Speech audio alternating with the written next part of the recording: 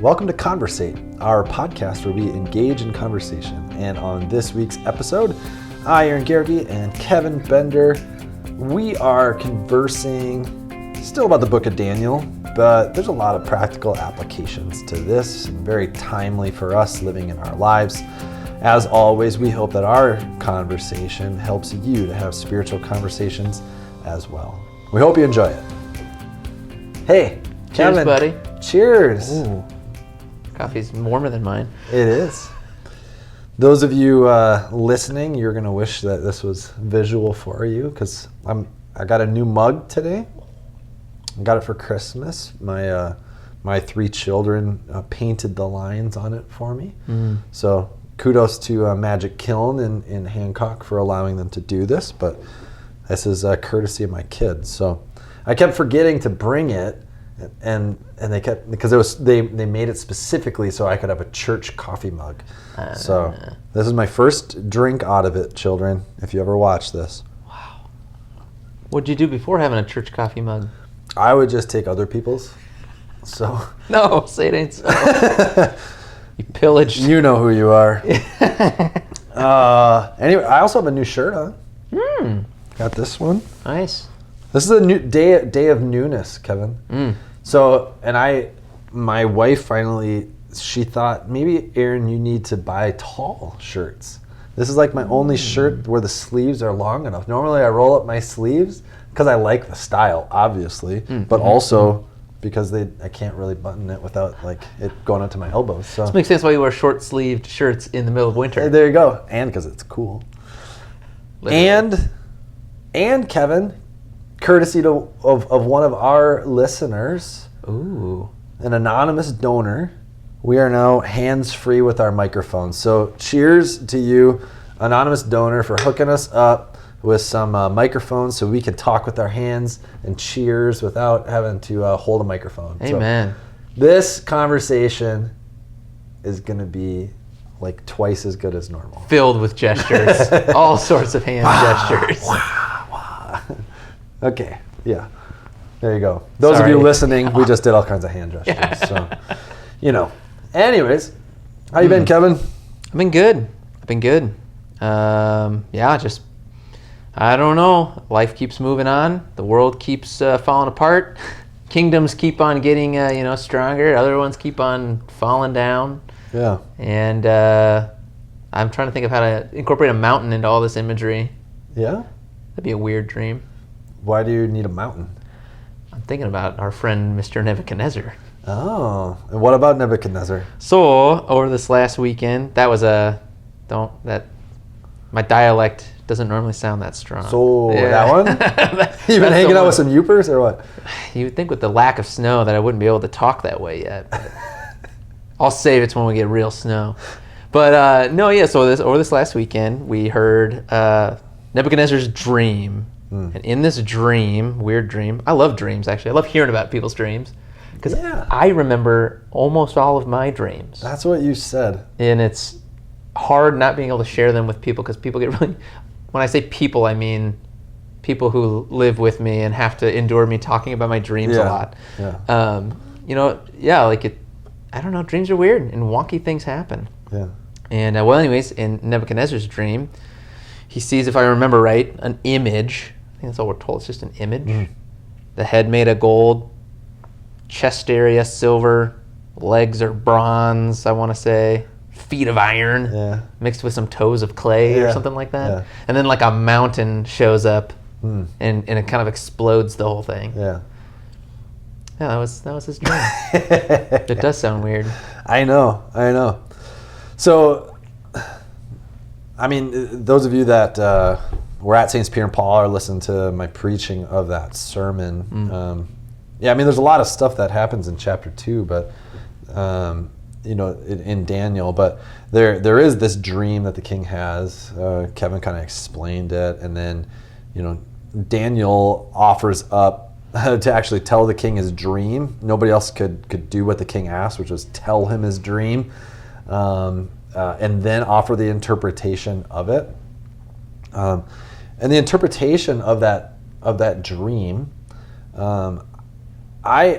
Well, as a student of history, I like to see how it actually came true. So basically, I mean, Daniel's talking to this emperor, to Nebuchadnezzar, who's got vast power and wealth, and I mean, basically the whole land is his, and Daniel the king has the dream, but then Daniel interprets it as saying, yeah, your empire is not going to last forever. There's going to be a kingdom that comes after you that's inferior to yours that will take you over. And then there's going to be a kingdom that comes after that, and a kingdom that comes after that. But finally, there's going to be a kingdom that lasts forever. So, as I said, as a student of history and as somebody who lives in this world, I find peace in this reality. Because the truth of the matter is, as we're going to see time and time again in Daniel, is that all of these powers on earth, all who are in authority, are only in authority temporarily, only have power temporarily. Kingdoms rise and kingdoms fall, but the kingdom of Jesus remains forever.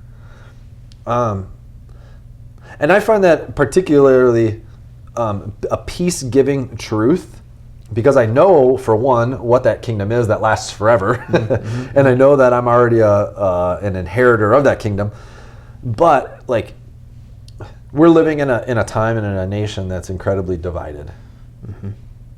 For whatever reason that is, I mean, you could chalk it up to lots of different stuff, but it's divided. People kind of all over the place. And a lot of people think that the solution to the division is everybody that's on that side needs to come over to my side and my way of seeing the world, and then everything will be better. Oh, if only we get this president, then everything will be better. If only this happens, then our country will get back to the time that it was at its best, or whatever this stuff is. And I don't want to come across as somebody who's disingenuous of the fact that I get to live in this country. Sure. That's not the point, and not to kind of slander the office of the president or elected officials. It's not that at all. It's just, I think we have to put all of this stuff in perspective, that God is far above it all. God's far above presidents. He's far above Congress. He's far above, frankly, the United States of America.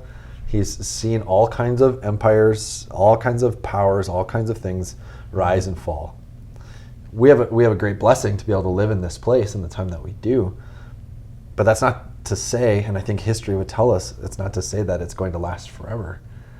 Sure. As much as I don't like to say that. Yeah.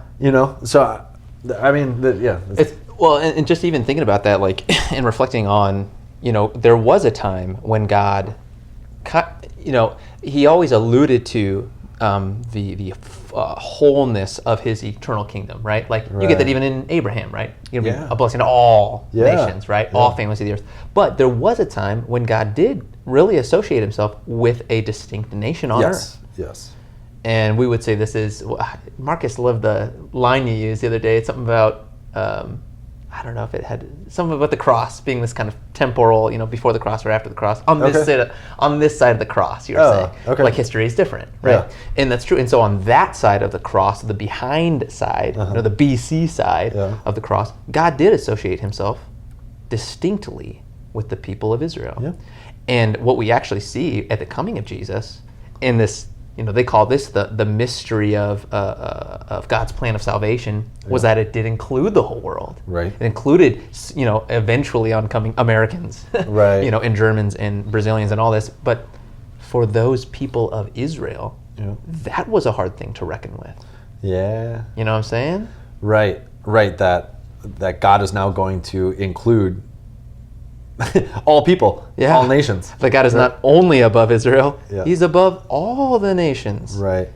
Well, but it's also not, I know you're not saying this, but I just want to clarify please. That before the cross, God was, in the Old Testament, God is still invested in all nations. He is above all nations. He does desire that all nations come to a knowledge of him. His plan before Christ was to use the nation of Israel, and had the nation of Israel, and going all the way back to the beginning, to Adam and Eve, had there not been a fall, had there not been disobedience, those things could have worked out. God could have, through the lineage and descendants, and there are in the Old Testament even non-Jewish people who are welcomed into the nation of Israel and receive the blessing. So I just want to clarify that God has always been above all nations. He was just before Jesus was using the nation of Israel to fulfill his promises, and that basically that mission work to save the world. Right. So through the cross, again, Jesus does everything that Israel was unable to do and fulfills everything they were supposed to do.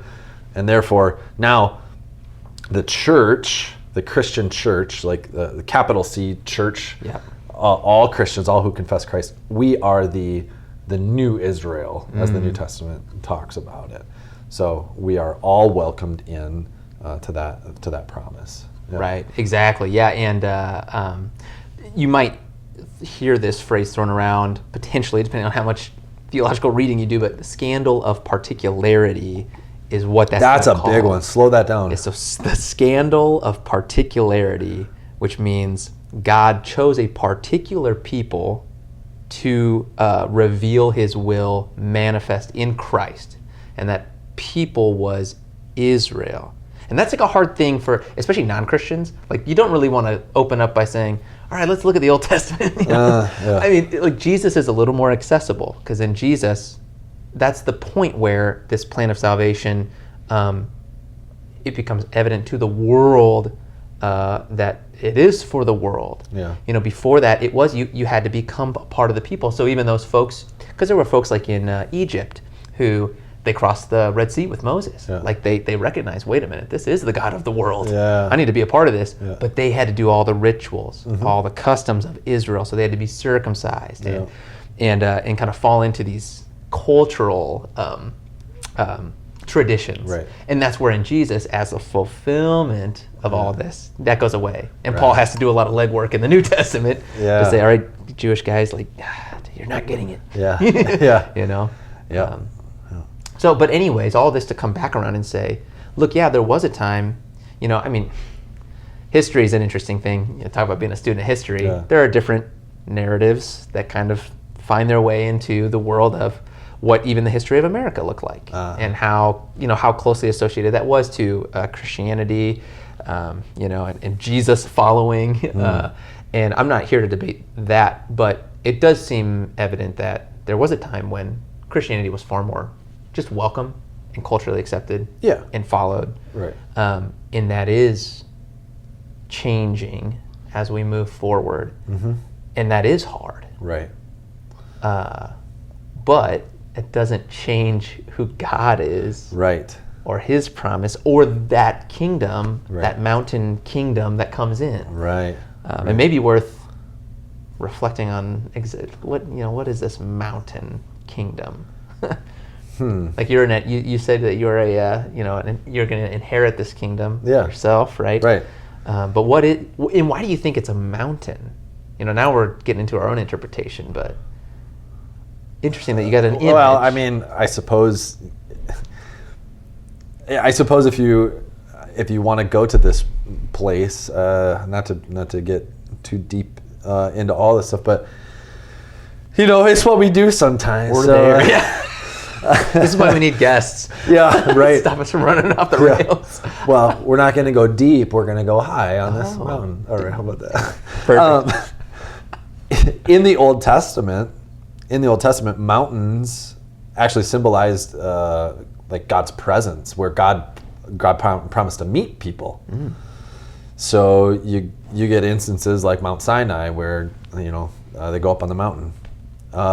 Jerusalem, the temple, is actually like on the top of a mountain. There are other places where mountains were very important. Elijah, up on a mountain. So you get all these kind of literally mountaintop experiences. But a mountain is a symbol kind of throughout the Old Testament of places that God comes to meet and to do stuff for His people. So I mean, if you want to follow that all the way through to Christ, where is he crucified? We say on a mountain, called Golgotha, which means the skull. So this kingdom of Christ, is the place where God, where heaven meets earth. I mean, Jesus taught us to pray in the Lord's Prayer.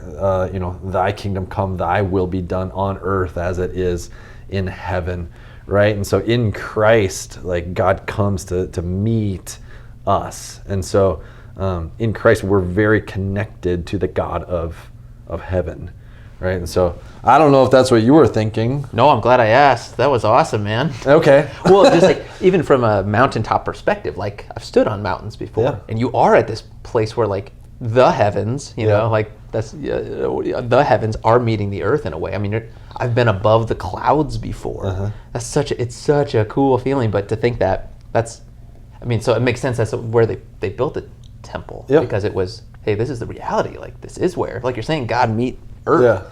And then Jesus, he is like in a person where God meets earth, God meets man. And my thought actually went to, I guess more so like the whole, it says that it'll break all the nations in pieces or whatever.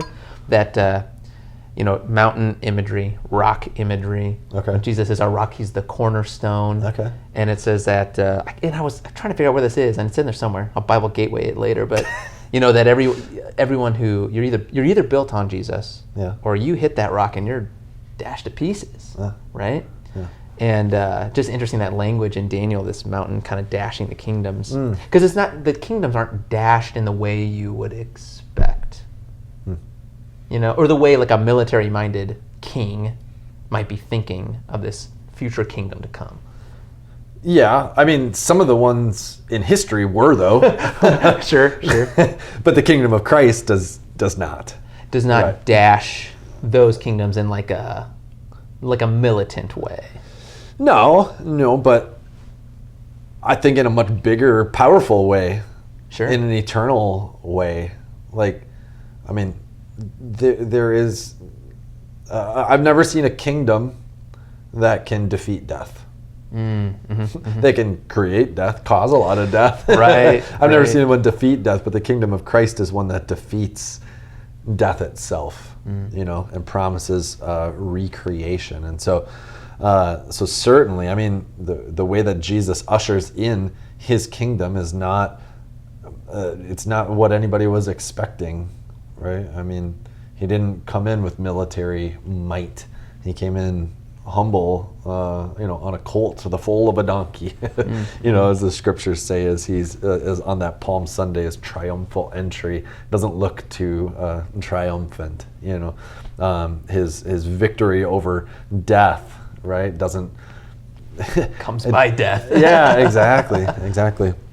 So, yeah, I mean,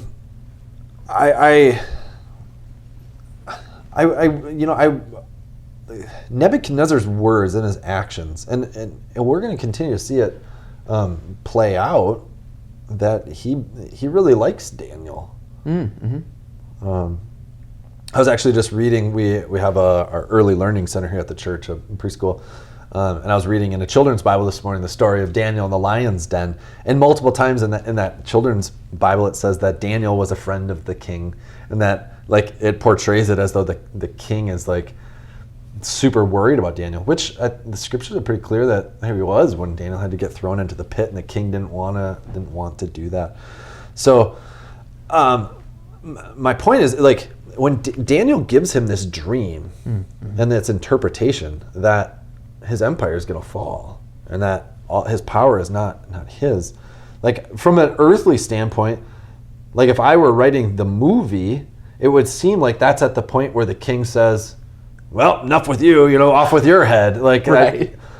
But he doesn't. He gives Daniel a promotion. So, like, I want to believe that God is working humility in Nebuchadnezzar's heart. Like, I want to believe when you're confronted with the reality of the Almighty, that it changes your life and it changes your perspective. And I think that's what we're seeing in these early stages with Nebuchadnezzar, but it happens even a little bit more as we go along. And he's probably pretty impressed the fact that he was able to interpret the dream too. Well, and to tell him. To tell him, more of that. Right. You know, but again, I think this is how God also works. Like just anecdotally talking to people and hearing stories of, you know, how different people come to faith. And for some of us, like, oh, well, you know, like my parents just kind of raised me and, you know, raised me up in the ways, and it wasn't like a huge experience that like all of a sudden revealed God's presence to me. But if I think back, you know, on my life, I bet I could find places and points where it's pretty hard to refute God's, you know, evidence or presence. Oh, for sure. You know? For sure. And that is, you know, I think that does humble you to think like, it's just like things fall into place. It's like almost, you'd almost have to not think about it to go forward. You know, to go forward in a way that doesn't, you know, honor God, or at least question like, how did that happen? You know? Well, and that's where I think like that prayer of Daniel and his friends, the simple prayer, seek the mercy of God. Seek the mercy of God. And like, I find myself in that prayer, like if I pray that myself, it's like a kind of like an open-handed like position to God, just saying, I'm totally like, well, I just want to say I'm totally at your mercy. Like, I'm totally here for you to do in me whatever you're gonna do in me. And I think when you pray that and you watch him just give you what you need, it has to change you, because you go, I don't know how it worked out. I don't know. I don't understand it, but I know that it's God. I know that it's him at work, because there's no other explanation for it, you know. And I think that's why Daniel cries out in great praise and exclamation. I think that's why Nebuchadnezzar cries out in great exclamation. You know, your God, Daniel, is God of gods, and your God is Lord of kings. Like, man, what a bold statement. And I don't think he had nothing to gain by saying that. Right. Like, a good politician or whatever might say something like that to gain points with, you know, somebody, but he has nothing to gain by bowing down and paying homage to Daniel. A kid. Yeah. I mean, that's also like, I've been thankful of this like painting picture in the way, you know, that's in accordance with scripture of his age and these young kids, because, you know, I've never thought of Daniel as this young kid, but that heightens the humility that a king's bowing down to. I mean, just imagine like a, I don't know, 15-year-old, 16-year-old at this point. Yeah. Like, that would look goofy. Yeah, for sure. It's also interesting to me, I'm curious your thoughts on this, but it seems like God has a tendency to put people in places of tension as well. Oh, yeah. For their benefit. Right. But you kind of have to lean into it, right? Like, it's really easy sometimes, like when you're in the hard position, you're in the hard spot, the bad situation's happening, you throw up a prayer to God, like, get me out of this, help me out, and then it seems like nothing happens. Nothing changes. And it's like, well, I didn't get what I was looking for. What the heck, God? You know?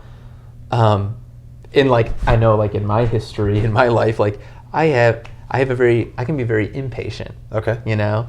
Like, it's not hard for me to think of times when I probably have prayed that way and been disappointed, because it's like I didn't see the immediate, you know, like gratification. And but thinking of both these guys, like, you have Nebuchadnezzar, who ultimately is going to praise God, but he's got tension there for a stretch. Oh yeah. He's got this dream. It's bugging him. It's troubling him, and no one can reveal it. Like, this is, I don't know how long that went on, but it went on for some time, you know. Yeah. And then you got Daniel, and of course he, like, you know, he's going out in faith to say, hey, well, I'll interpret for you. Yeah. He's got nothing at that point. Then he goes home, tells his buddies, we got to seek God's mercy. They pray, and who knows how long they prayed for, but God didn't reveal it to them in their praying. Daniel went to sleep that night without an answer. Right. That's like horrifying to me. Like, how do you sleep knowing you got this appointment? Yeah. And then it's in the middle of the night, right? It's a vision of the night. Yeah. That God, so it's like, so God does, but see, I think by doing that, when the fulfillment comes, I don't know, it's almost like God has to push us past our own, he's got to make it like evident that it was not by us. You see what I'm saying? Like, Oh, I don't yeah, know. for sure. That's my wondering anyway. Yeah. Like with prayer and how, again, thinking back even to, well, it's interesting, the language in this section, so much like Joseph and Pharaoh. Yeah, exactly. And I mean, go look it up. It's Genesis 41, I believe, where I wanted to bring that in. There's just too much. There's too That's much. why we have this podcast. Yeah, there's too much stuff. So there's also other interesting tidbits I can share. Like, did you know I don't even, yeah, you were going to say something else. But in chapter 2, I believe it's verse 4, it's when the wise men start speaking to the king about this fact that they can't tell the king their dream. The language of the text changes from Hebrew to Aramaic, not Aramaic. It is. Is it Aramaic? Aramaic? Okay. I believe. That's the language, right? Yeah. It's like a Hebrew cognate kind of. Yeah. A cognate language. Like there's a lot of similarity, but it is different. Yeah.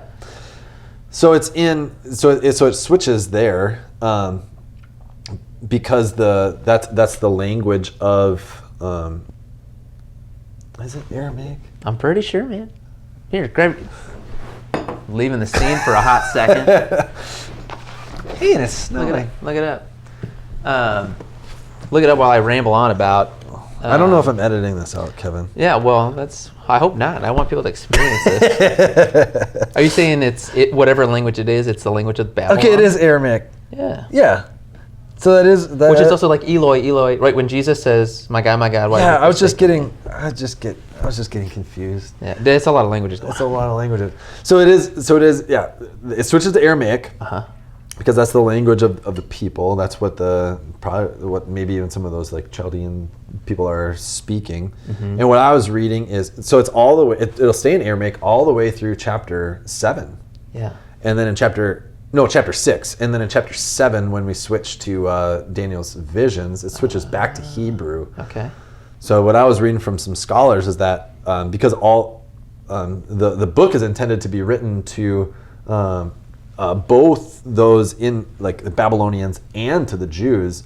So the visions later on are mostly for the Jewish people to help them understand like what's happening in all of this stuff.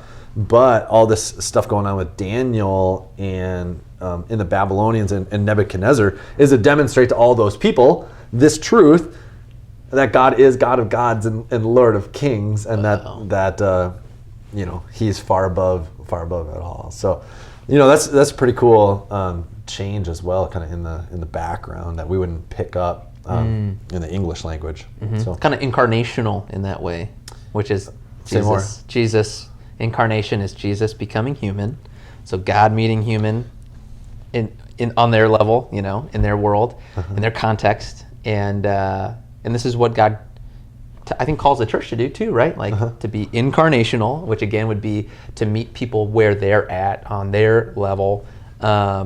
Literally, I guess it means to be. I'm not gonna break down what that word means actually. But incarnate, it's like Spanish. Carne asada, meat. Meat. Oh, meat. In meat. Is it really that? Yeah. Is that the? Yeah, oh, wow. in flesh. Linguistics, interesting. But so that's an example of, since it's in Aramaic, yeah, it's meeting the Babylonian people, the Chaldean people, kind of where they were at. For sure. Yeah. For sure. So, Kevin, let's bring this back out of the depths for a minute. Okay. Towards the end of my sermon, I mentioned just the reality that in the United States, and when the day this podcast goes live, it'll be inauguration day for President-elect Joe Biden. And I just mentioned kind of this truth that this dream is still kind of applicable for us today. And just the reality for us that kingdoms rise and fall, authority on earth is temporary, God's kingdom lasts forever. And I was just, encouraging the people to be in prayer for him and for elected officials and that kind of stuff. So did that tie in for you? Did you understand that connection as you were listening to the sermon? I appreciated it. Yeah, the fact that honestly, this is just me being a bad citizen of the world, but I forgot it was inauguration week. Okay. So that shows where I'm at politically. But But that is important. I mean, and it is important for us to be engaged in our world as well, and to be in tune with who is our president, and how do we show support to our president, no matter who they are. Yeah.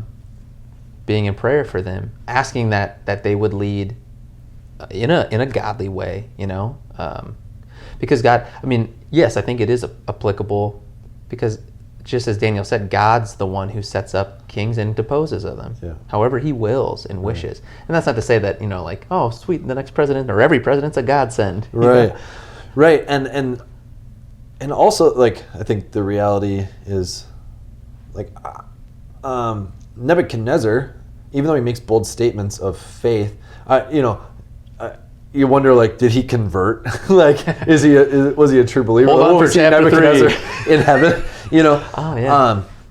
But I just think we need to be reminded too that, like, that God can work even through secular authorities, and that somehow it is possible that in all of that they can even still acknowledge that their authority is temporary, and that God's is eternal. So, like, I think we got to keep all this in context. Like, God will be at work.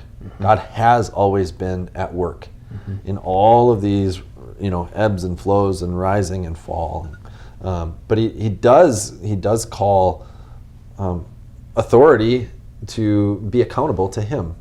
Like, that's pretty clear. He calls us to be accountable to authority, but us also to call authority to account of their accountability to God. Right. If that all makes sense. There's a great video, BibleGateway.com. If you've never used it, feel free to check it out. They got all sorts of cool videos, but one they have on exiles. They talk about Daniel. Yeah. It's this posture of kind of like, they just do this a lot. They like point, and they're kind of like, they're basically calling people to account, and to recognize who they are accountable to.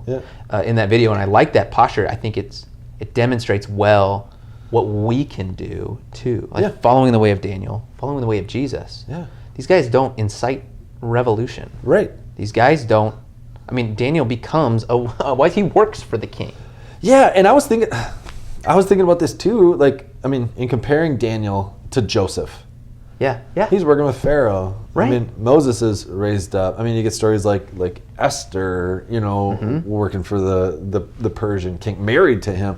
Like, there are a lot of stories in the scriptures, in particular in the Old Testament, where it seems like things are falling apart, but he's actually like raising up somebody in his people in the secular government to do his work.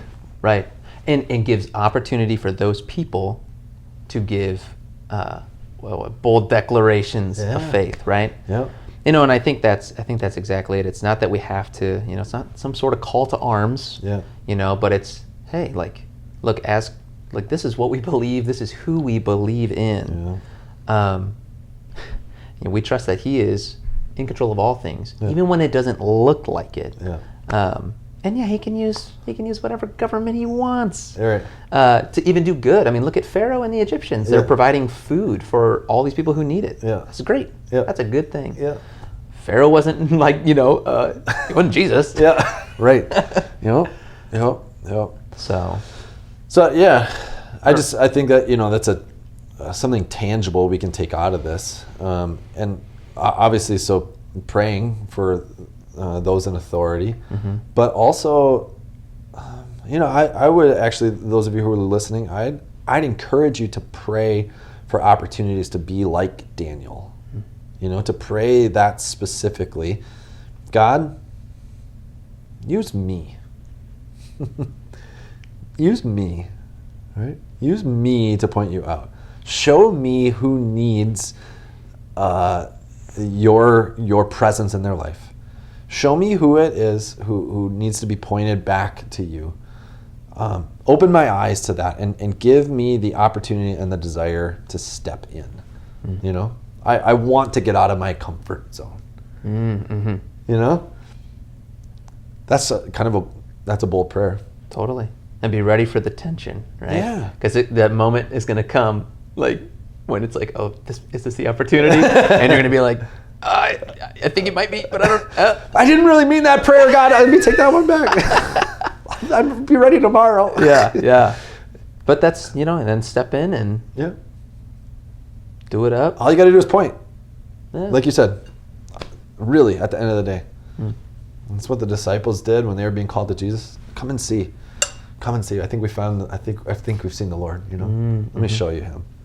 So, you don't have to be a Bible expert. You don't have to, you don't have to be of wealth or honor or power or even be speaking well or whatever. Yeah. You just got to be able to just point to him. Mm-hmm.